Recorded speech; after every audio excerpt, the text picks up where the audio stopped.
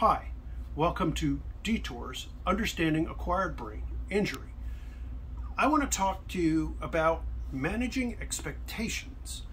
A lot of people talk about, they get angry about their psychiatrist, their neurologist, their physiatrist, a physician that specializes in rehabilitation is a physiatrist.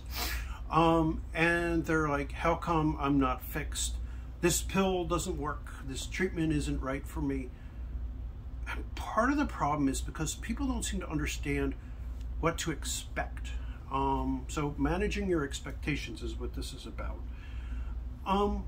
There is no pill, there is no treatment, there is no ray, there is no piece of equipment or anything like that now or in the foreseeable future. I've been reading about stem cell treatments, which is probably the thing I'm most optimistic about. It turns out to be a heck of a lot more complicated. The cellular signaling, the communications, we have no idea how that works, which is worrisome to me. I'm worried that may take 50, 100 years before that's fully in place, maybe more, because there's a lot of chemistry involved in that, a lot of cellular signaling, and maybe there'll be a treatment within like 20, 30 years to reduce the amount of damage immediately after a trauma happens, but repairing it. The journals of neurology, the Journal of Head Trauma Rehabilitation, all of those, optimism's a bit slim there. And so I'm concerned people's expectations are that they'll be able to go back to their pre-injury self with the next pill, the next treatment, the next whatever. But the truth is, that is not a realistic expectation at all. The realistic expectation is that symptoms can be mitigated with, for example, psychiatric medication, pain medication. Symptoms can be reduced. Massage, physical therapy, occupational therapy. Symptoms can be reduced, and that is the point of most modern medicine when it comes to chronic illness. There are no cures for chronic illnesses. There are treatments that can reduce the symptoms, but once you've got a chronic illness, I mean, even for things like diabetes, well, yes, you can lose weight for type 2, you always have that risk and possibility, but traumatic brain injury or polytrauma are complex, and therefore you're always at risk, and you always will have the symptoms. The question is, what can you do to mitigate the effects?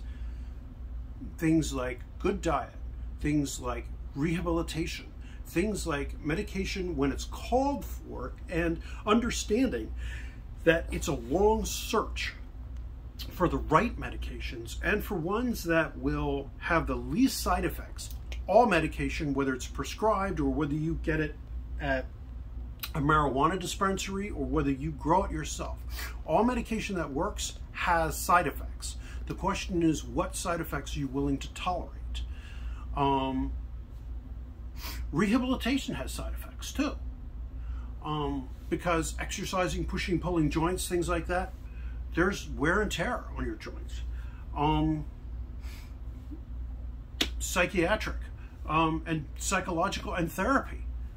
The goal there is to change the way you think about things, is to help you find your own joys, your own happiness, but you need to affect the way you think about things. Side effect, fatigue, tired after a lot of mental work. Everything has side effects. And so again, managing expectations, realistically, getting better. And with the passage of time, getting better. Becoming your old self again, not a realistic expectation. Some of these are bitter pills to swallow, it's true.